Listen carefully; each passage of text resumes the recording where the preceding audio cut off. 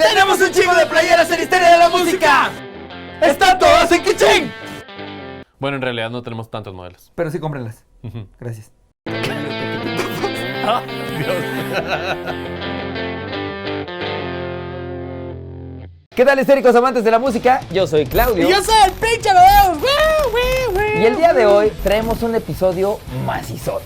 Así es, queridos matudos, headbangers, amantes del thrash metal y los que no, también. Un capítulo con dedos vertiginosos, distorsiones, excesos y mucha venganza. Con ustedes, Megadeth. Que no es Metallica.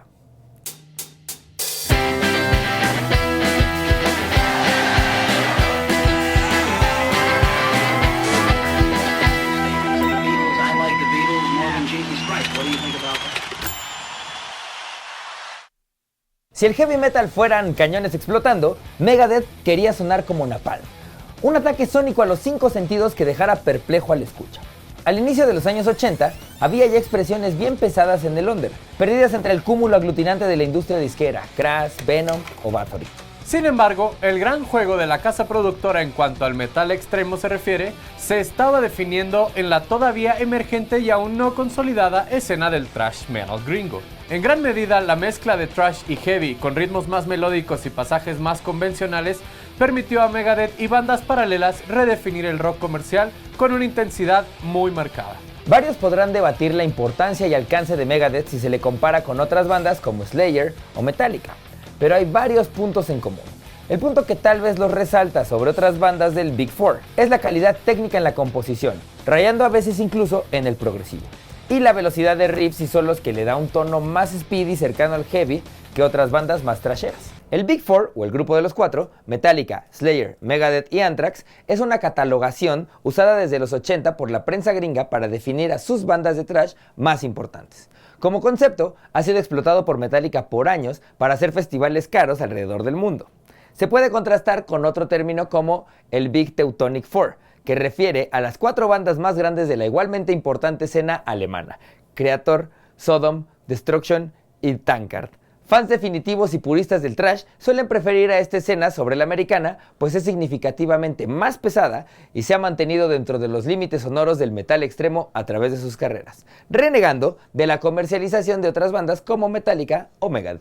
Megadeth no existiría sin la controversial figura de Dave Mustaine, fundador, líder y absoluto compositor de la banda. Su historia, como la de muchos otros artistas del estilo, es complicada y en momentos bastante oscura. Proveniente de una familia disfuncional de clase media con serios problemas de violencia, sale de su casa a los 15 años y se mantiene de ser el dealer de su barrio, como Claudio.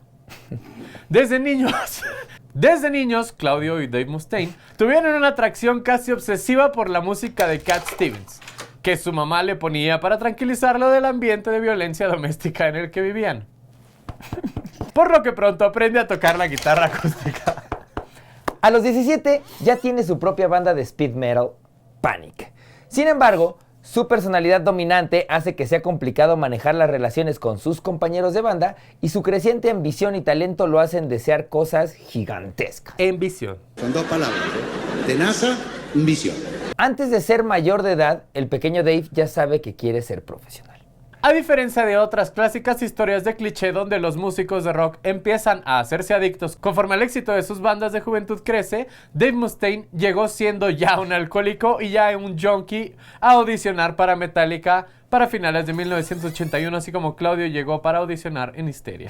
Mustaine encontró al fin una banda con suficiente hambre y talento para poder evolucionar su sonido y canalizar su agresión sonora. Juntos, con James Hetfield, Lars Ulrich y posteriormente Cliff Burton, la banda se encontraba en el amanecer de una nueva revolución musical llamada thrash metal, fusionando la explosividad del hardcore punk y la velocidad y técnica de la última oleada de heavy, mejor conocida hoy en día como British Wave of Heavy Metal, o metal. Podemos entender a las emergentes bandas de thrash de la época como una respuesta a la dominante escena glam californiana, que los integrantes detestaban. En gran medida por esto es que muy prontamente Metallica se muda de Los Ángeles para empezar a consolidar una escena histórica en San Francisco, donde muy rápidamente fueron adorados sin ni siquiera haber sacado todavía su primer disco, como yo. Quiéreme. Pero la euforia de Mustaine con Metallica duró bastante poco. Apenas localizados en Nueva York para grabar su álbum debut, la situación personal entre los miembros con Dave se volvió insostenible. Mustaine se había vuelto un alcohólico, errático y bipolar, y no era nada raro que discutir con él terminara en insultos o incluso golpes. Metallica despidió a Mustaine de manera repentina y tuvo que regresar a Los Ángeles en bancarrota y en los peores términos con sus ex compañeros. Sin banda, sin productor y ni siquiera un proyecto viable en el horizonte, tenía en mente un único objetivo: la venganza. Casi de inmediato y por casualidad casi mágica, conoció y empezó a ensayar con el bajista Dave Ellefson, que vivía en el piso debajo de su departamento, y juntos contactaron a Gar Samuelson y Chris Poland, que venían de tocar en una banda de jazz fusión. En tan solo 2 meses, Mustaine estaba armado hasta los dientes con una nueva propuesta, y el background musical de los integrantes, mucho más diverso ahora, cumplía perfectamente con la amalgama de disonancias caóticas, riffs puntiagudos y explosivos cambios de tempo con los que Mustaine quería destrozar a sus oponentes. Eso era Megadeth en un inicio, y a pesar de haber sido fundado como una respuesta de venganza, la agresividad inherente a tal motivo le dio un arranque especial que nadie en la escena esperaba. En el invierno de 1983, Metallica sacó su disco debut llamado Kill 'Em All. Un clásico en todo sentido y un disco que revolucionó la forma de escuchar música pesada en el mundo entero. Fue alabado por fans, por críticos y por los medios. Solo una persona no estuvo nada contenta con dicha hazaña. Adivinen quién. Mustaine escuchó el disco el mismo día que salió y se enfureció al escuchar varios de sus riffs y composiciones en algunas de las canciones. Para él fue una mentada de madre que sus excompañeros no dudaran en echarlo de la banda por cuestiones personales, pero no pensaron ni tantito en chamaquearse sus aportaciones musicales. Megadeth respondió acelerando el tempo de sus propias piezas y escribiendo letras más directas y abiertamente violentas. Esta es The Four Horsemen del Kill 'Em All, que fue escrita por Mustaine.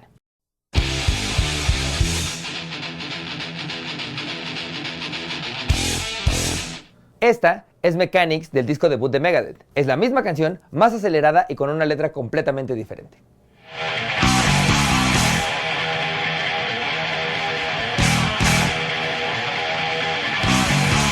Esto llevó a la banda a plantearse una filosofía artística cada vez más tosca y nihilista, cimentada en excesos de todo tipo. Ellefson y Mustaine ya traían una trayectoria pesada en el uso de drogas duras, especialmente alucinógenos, pero el baterista Samuelson se había curtido en la escena del jazz americano conocida por el abuso de la heroína. La mezcla de ambos mundos y tradiciones de consumo resultó en el catalizador que hizo de Megadeth una banda auténticamente radical para sus primeros años. Esta esencia, fugaz, eléctrica, emputada e inestable, fue capturada en el disco debut Killing Is My Business and Business Is Good, que salió en mayo de 1985. La banda se gastó más de la mitad de los $8,000 destinados a producción en drogas y alcohol, por lo que la calidad de audio del primer release no fue para nada óptimo. Eso fue un factor notado tanto por críticos como por los nuevos fans, pero resultaba innegable que a pesar de la pobre calidad de sonido, Megadeth introducía con este disco un nivel técnico y una furia veloz no antes percibida en otras bandas.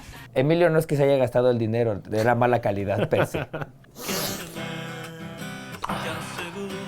Fierro, a pesar de los claros problemas con la productora Combat, que se nota desde la horrible carátula original, Feísimo. Killing Is My Business se consolidó indiscutiblemente como uno de los discos fundadores del emergente género thrash. Se convirtió rápidamente en el disco más vendido de Combat y a pesar de ser un lanzamiento independiente, colocó a Megadeth en el mapa como una de las bandas más agresivas e innovadoras del momento, en cuanto a metal se refería. Sin embargo, el único insatisfecho seguía siendo Mustaine, quien, en una obsesión insana de perfeccionismo y envidia, pensaba que Megadeth necesitaba un contrato con una disquera gigante, como sus compas los de Metallica, obvio. Ya en Capitol Records, el segundo disco llamado Peace Sells But Who's Buying se convirtió de inmediato en un clásico de la historia del metal. No tan solo llevó la composición musical a otro nivel, sino que también las letras mostraban una cara de abierta crítica política que las bandas más populares estaban ignorando. A pesar de la excelente recepción del disco, las relaciones dentro de la banda no habían estado peor. Gar Samuelson y Chris Poland tuvieron que abandonar el grupo por serios problemas de adicción, y era notable para todos que Mustaine estaba al borde de un colapso mental. con cambios abruptos de personalidad, con alucinaciones repentinas durante los primeros días del tour, etc. Curiosamente, pareciera en estos primeros años de la banda que el nivel de exceso era directamente proporcional al éxito que Megadeth estaba recibiendo. Pues en 1988, So Far So Good, So What se convierte en su primer disco platino y un tour mundial con ventas sensacionales. Sin embargo, Chuck Beller y Jeff Young, quienes cubrieron a Samuelson y Poland en batería y segunda guitarra respectivamente, son corridos de inmediato a inicios del siguiente año por problemas con la inestable personalidad del adicto Mustaine. Give me fuel, give me fire, give... Buenas. Vengo por lo del puesto del guitarrista. Give me fuel, give... ¡Contratado! ¡A huevo! Give me fuel, give me fire, give me those shutters. ¿Y cómo hay que hacer o qué? ¿Quién eres? El que acabas de contratar de guitarrista. Lárgate, me cagas. Pero... ¡Lárgate! Pero, Estás ¿y si- despedido, pues. ¿Y si me va a pagar? No, lárgate. No mames. Give me fuel, give me fuel, give me... Después de una larga estancia de Ellefson en rehabilitación por abuso de heroína, Megadeth debe reformularse todavía una vez más, ahora con Nick Menza en la batería y el legendario guitarrista de Cacophony, Marty Friedman.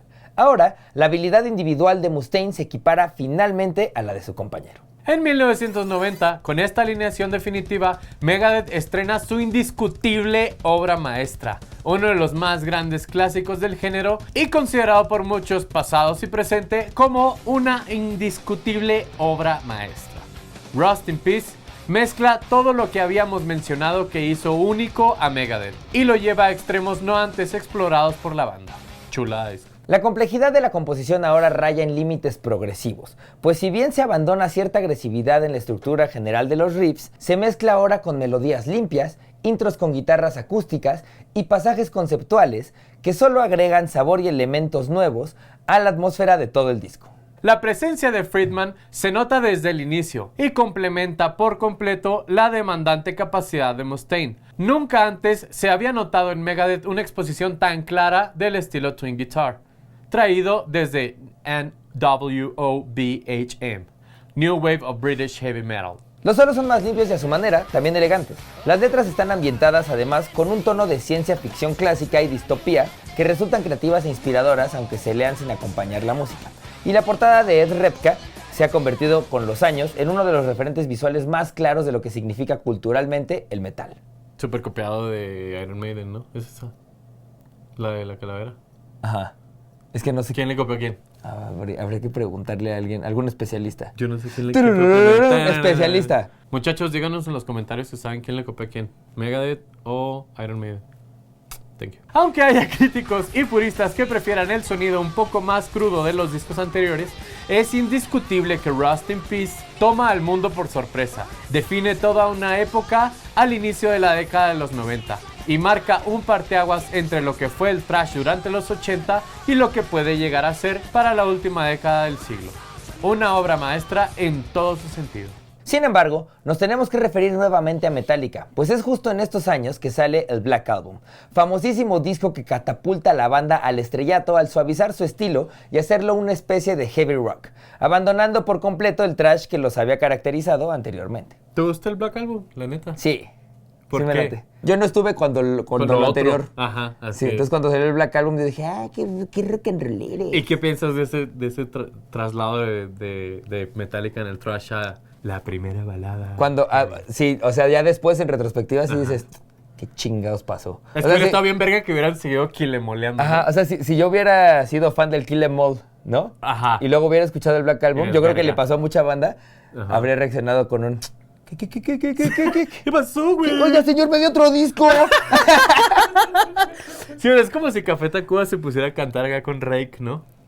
O sea, como Puede rolas ser, de no sé si... rakeras. Creo que Café Tacuba ya hizo su Black Album. Perdón, Café Tacuba. ¿Cuál es el Black Album de Café Tacuba? ¿De Café Tacuba? ¿Cómo se llama el último? Ay, ¿el sí no? ¿Algo así? No, el Sino todavía aguanta, yo creo. El del cassette. El del disco. El objeto antes El llamado objeto antes disco, llamado ¿no? disco. Todavía sacaron... El otro, ¿ah? Otro Nuevo. más culero. Bien culerísimo. Sí, ese es su Black Album. Bueno, el Black Album está chido. Pero en fin, yo creo que fue un paso al futuro bien cabrón. O sea, sí fue como de, ya paren de mamar el garage. Como la bandita de... y ya se ve. O sea, un Unforgiven era una rola. No, Unforgiven es un rolón. Ajá. Y yo creo que sí necesitaba también... Digo, es que Metallica es una de esas ramas del metal, ¿no? Que abre así, ¡puf! Así ¿no? es, así que el es. metal tiene un chingo de bifurcaciones, ¿no? De ramificaciones. Así es. Por eso es tan complicado ser metalero. Según yo es de los géneros más complicados sí, de pero seguir. fue como quiero decir, no sé si la va a cagar, pero el thriller del metal. O ¿El sea, Black como Album? cuando fue realmente producido el metal y no Ajá. fue como de, los güeyes estos que gritan y le pegan Ajá. y Y le dan con todo. sino cuando realmente le metieron millones de dólares a producir y luego agarró un buen productor y verga, ¿se puede hacer eso? Ajá. O sea, metal. Sí, claro. Porque Nothing Else Matters trae hasta orquesta, güey. Sí, o sea, sí. dices, verga. Entonces se empieza a producir realmente el metal. No así como, sí, dale. Sí le abre la puerta a otro lugar Sí. al género, ¿no? Entonces es bueno o es malo. Es bueno. A mí me gusta, pero yo no sé si me hubiera gustado habiendo sido Siendo fan de los otros. metalero, Así es. metalicoso antes ¿El de... mejor cuál es? Master of Puppets. Ride the Lightning. Híjole, no sé, es que a Yo mí el creo que Kill Ride Em the All me Lightning. gusta un chingo también. ¿Sí? Sí. No, pero no es tan emblemático como una Ride the Lightning, o sea, Fade to Black o algo así. And Justice for All. And Justice for All. Bueno, sé. Díganos. pónganos ahí cuál más les gusta. Ay, que ya se fue. Resulta curioso, en verdad, que aún dentro de su propio estilo, Megadeth hace, para términos prácticos, lo mismo. Su disco Countdown to Extinction de 1992 deja muy de lado el sonido veloz y sucio que los caracterizaba para mostrar en distintas capas una versión más simplificada, aunque refinada, de la banda. En términos comerciales, el disco fue un éxito, llegando al triple platino. Naturalmente, la nueva cara sonora más suave de la banda enojó a los fans más aguerridos que los habían escuchado desde el inicio. Y en términos de purismo, tal vez no sea la obra más respetada de Megadeth hoy en día, pero definitivamente es importante porque sí mantiene una esencia sonora anterior y en su momento introduce a un sinnúmero de escuchas de otra generación al metal en su conjunto. Fans o no del metal, todo individuo debemos reconocer que la trayectoria de Megadeth, fuera de que tuviera la pelea emblemática con Metallica y todo eso, tiene un peso importantísimo por sí mismo. Y no solo en el género, sino también como una parte importante dentro de la historia de la música en general. Literal.